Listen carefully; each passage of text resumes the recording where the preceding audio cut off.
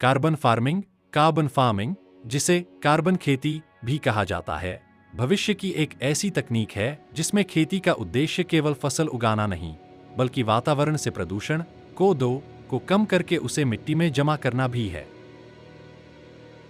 सरल शब्दों में, यह वातावरण की कार्बन डाइऑक्साइड को मिट्टी और पौधों में ट्रैप करने का तरीका है। यह काम कैसे करता है?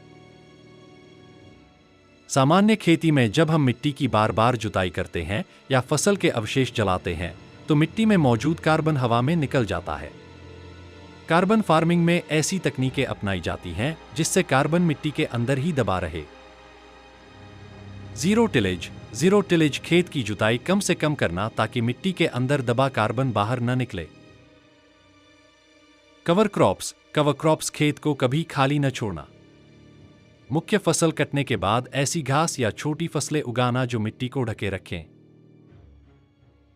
कृषि वानिकी एग्रोफोरेस्ट्री खेत की मेड़ों पर या फसलों के बीच में पेड़ लगाना।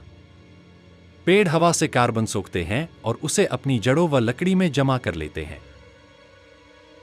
बायोचार फसल के कचरे को एक विशेष तरीके बिना ऑक्सीजन से जलाकर कोयला जैसा पदार्थ बनाना और उसे मिट्टी में मिलाना। यह हजारों सालों तक कार्बन को मिट्टी में दबाए रखता है। किसानों को क्या फायदा है? कार्बन फार्मिंग से किसानों को दो तरफ से मुनाफा होता है। मिट्टी की सेहत, मिट्टी में कार्बन ऑर्गेनिक मैटर बढ़ने से उसकी उपजाऊ शक्ति बढ़ती है, पानी रोकने की क्षमता बढ़ती है और खाद का खर्चा कम होता है। कार्बन क्रेडिट से कमाई, एक्स्ट्रा इनकम, यह सबसे नई डिस्कवरी है। जो किसान वातावरण से कार्बन कम करते हैं, उन्हें कार्बन क्रेडिट मिलते हैं। बड़ी कंपनियां जैसे गूगल, माइक्रोसॉफ्ट या बड़ी फैक्ट्रियां जो प्रदूषण फैलाती हैं, वे अपनी भरपाई के लिए इन किसानों से ये क्रेडिट नकद पैसों में खरीदती हैं।